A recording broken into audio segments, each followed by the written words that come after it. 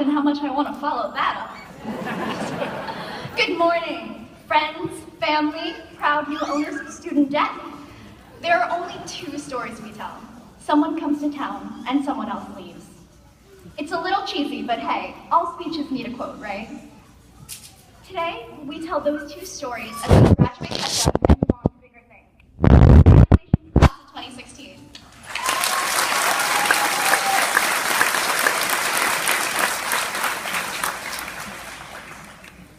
But there are many more stories waiting to be told. Since I'm standing here, you've probably guessed that I'm pretty good at tests. Apparently worse than Stephanie Shum, but you know. However, there's one test that holds a particularly infamous place in my heart. I wound up with 55 points on my road test. For those of you that don't know, a 0 would be a perfect score.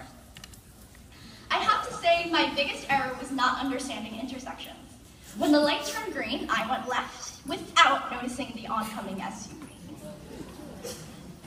When the instructor pulled the emergency brake, which was actually not an immediate failure, I rolled a few stop signs, hit the curb, and then I failed.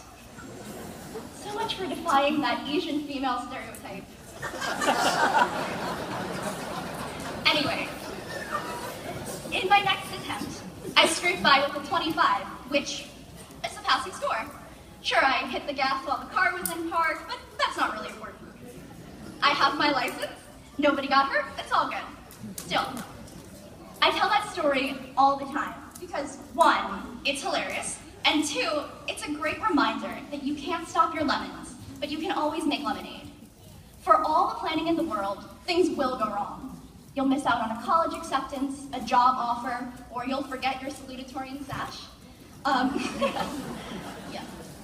Stephanie Zielinski never asked for her alphabetically challenged last name, yet here she is receiving her diploma dead last. Life isn't perfect, but it doesn't have to be. It's up to you whether the unexpected ends in humor or disaster. Here we are, celebrating our achievements, not the time you got hit in the face with a volleyball. Mr. J. Johnson, our illustrious commencement speaker, is remembered as one of our most successful Ketchum grads. Although according to him, we might not have thought so if he went here. Despite how it sometimes feels, our mistakes are not our legacy. Our legacy is both the accumulation of our smallest actions and the summation of our greatest feats. It's both the kind of friend we are at 2 a.m. and the contributions we make to society. I hope my legacy has more to do with my adventure at Dartmouth than the 55 on the road test. If you're behind me on Route 9, you may disagree.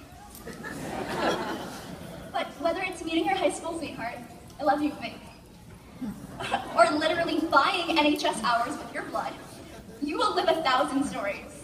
You have a chance to make your voice heard, to be on the right side of history, to defend the LGBT community at a public forum. As the musical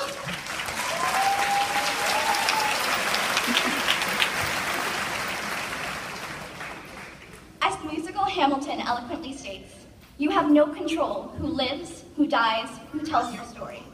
So congratulations, Ketchum class of 2016. Go live a story worth telling.